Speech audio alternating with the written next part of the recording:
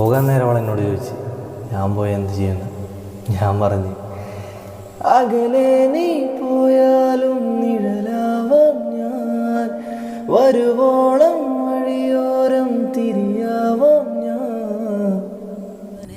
തനന്താനെ തന്താനെ ആരു ആരാരിരാരു.